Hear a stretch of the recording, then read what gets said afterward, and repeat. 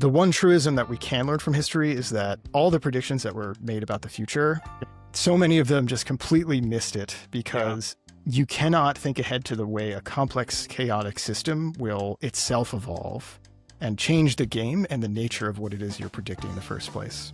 You watch like Back to the Future 2 from like 1987 or whatever it was, and like they go to the future in 15 and there are fax machines everywhere. And it's like, that's the dream.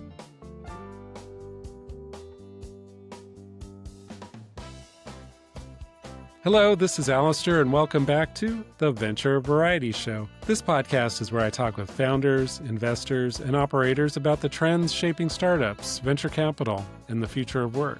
Today, I'm joined by Frank Fusco, co-founder of Silicon Society. We dig into how AI is disrupting education and training, why the old model of homework and static courses is broken, and we also discuss why the future belongs to generalist specialist. These are people who can learn new skills quickly and apply them in real time. So let's get into it and meet Frank. I've been looking forward to this conversation. First of all, though, how are you, Frank? I'm great. Thanks for asking, Alastair, and thanks for having me. Great.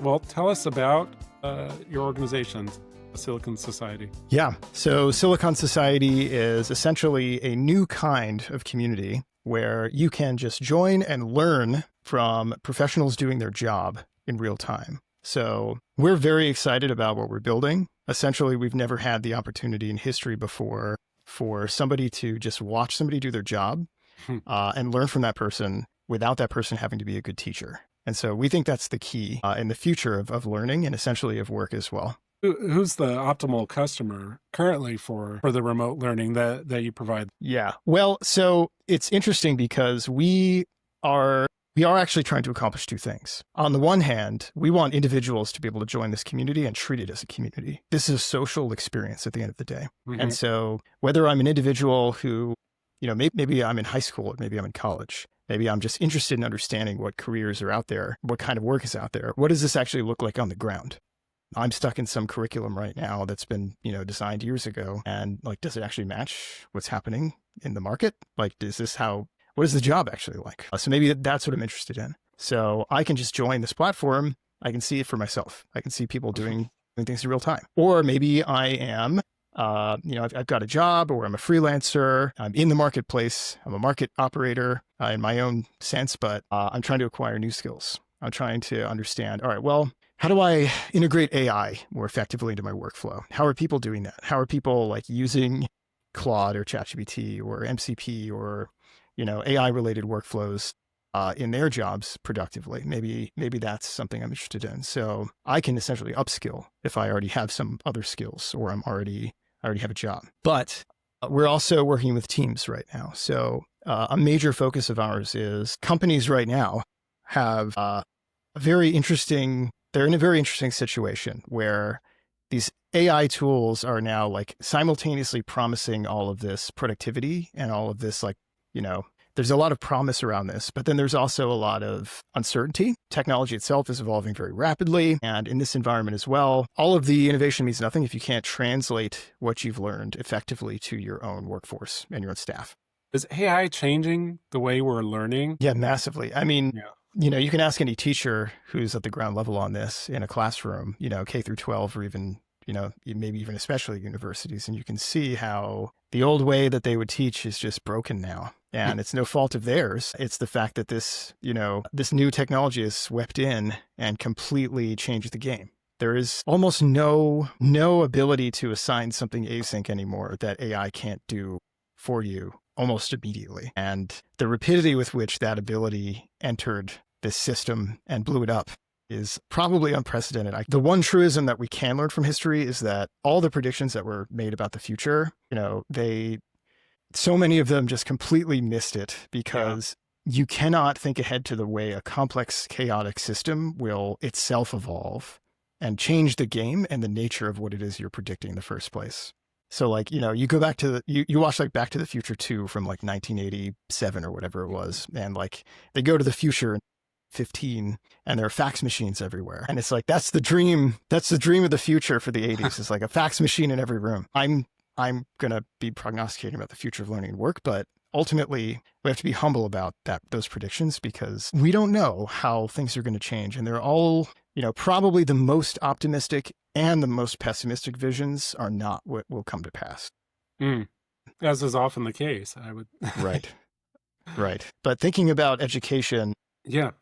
I do think if we do think ahead to the future, we do try to see the trends that are right in front of us and already happening. It's that, we're all bombarded with information and only a small fraction of it is even true. And so, in the past where I'd have to go to a library, check out a book, read for 3 days, now it's just like at my fingertips and it might be wrong.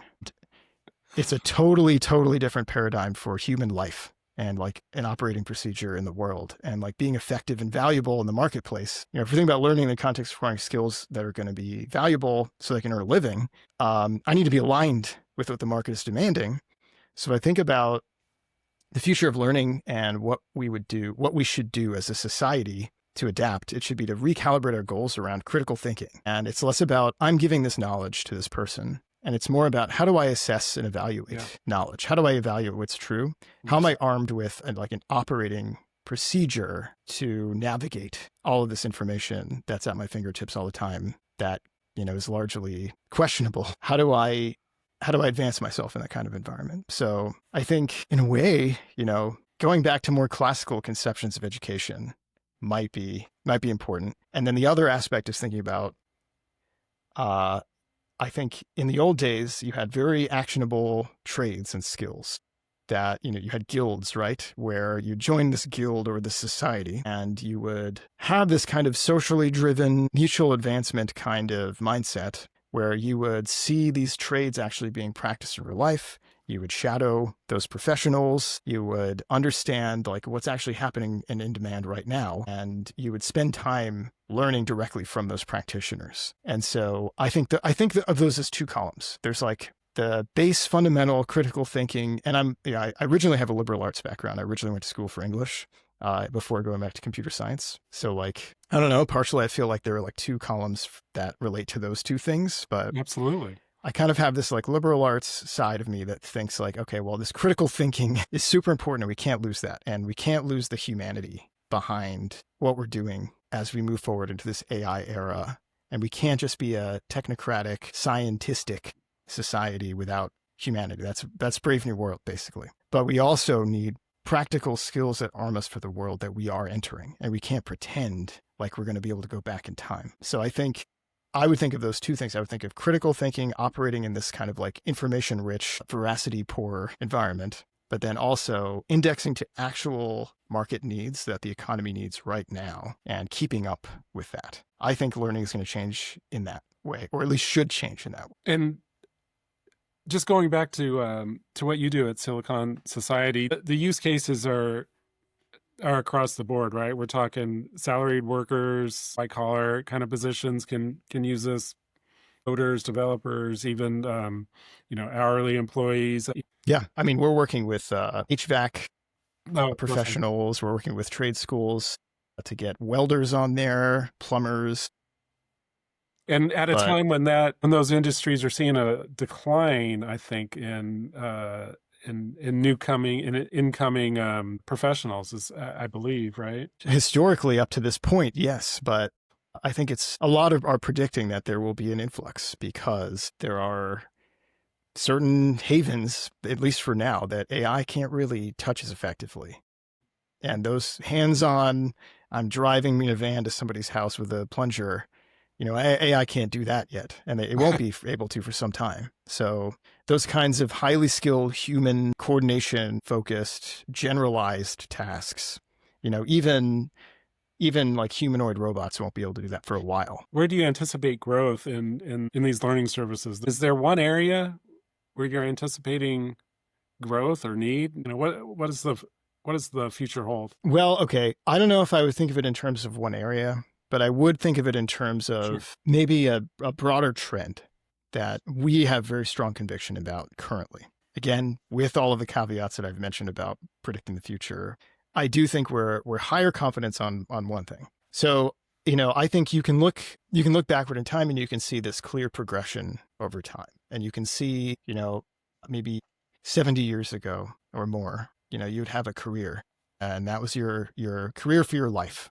Yeah, you get a gold watch at the end and exactly back and Yeah. Exactly. The American dream kind of career. You've got the suburban house, you've got the car in the driveway, you commute to work, you do your 9 to 5, you clock out, you go home. To a large extent, that was sort of imaginary when you think of, mid-century reality in America. But you at least have that kind of the ideal that was held up as a society. In many ways, you could see that the goal was to have this career, and that was your career for life. Well, we can look backwards in time, we can kind of see that, and then we can see a progression away from that toward jobs where okay, well, there's increasing technology, there's increasing mobility, there are other social forces at play here, and there are other market forces at here, there's global force here, there's globalization.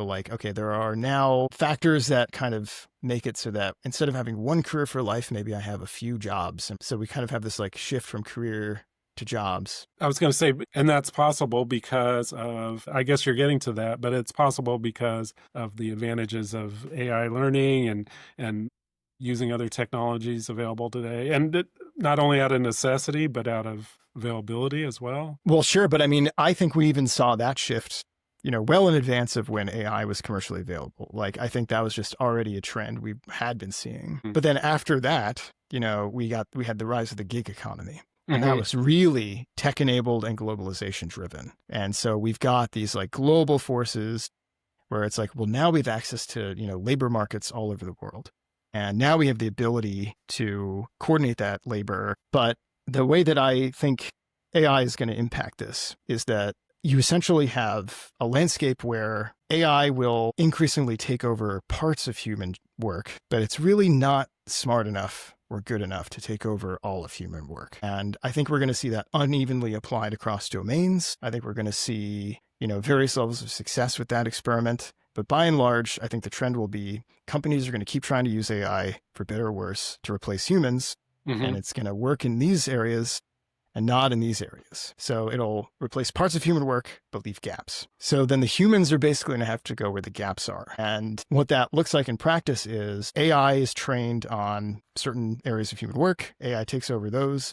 Humans are in the gaps. Humans need to rapidly acquire the skills needed to do those specific things. There is a limited amount of time that those skills are essentially marketable and valuable in the marketplace before they become obsolete, because now AI is going to learn how to do those things, because companies are going to look at what humans are doing. That pressure is going to continue. Oh, well, now these are the expensive, difficult things. So let's figure out how to make AI do those things. And then AI will partially replace those, but not completely, leaving more gaps. And then humans go to those gaps. So we almost have this system that emerges where people need to be generalist specialists, where I am a specialist in a wide array of micro skills that I essentially rapidly acquire, that I can rapidly deploy, and then have a limited shelf life or half-life in the marketplace before I need to get more. And you could argue about the advisability of structuring our society and our economy that way. You could argue about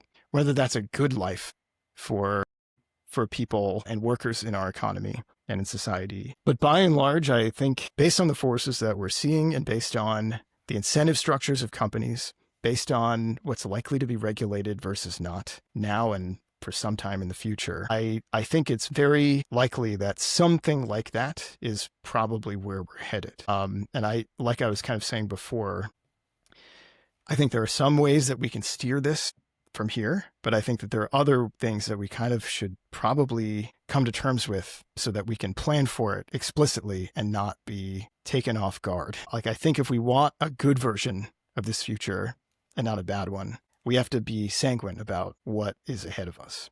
I think this is a profound question. Is AI creating, are we creating more specialists or generalists? Well, that's the thing, because I love that question, because I believe it is a trick question. I think it's that's an old paradigm that we've had. And that I think the new paradigm is a hybrid. You're a generalist specialist. You have a suite of specializations that are rapidly acquirable. So I do think there are fringes in the system.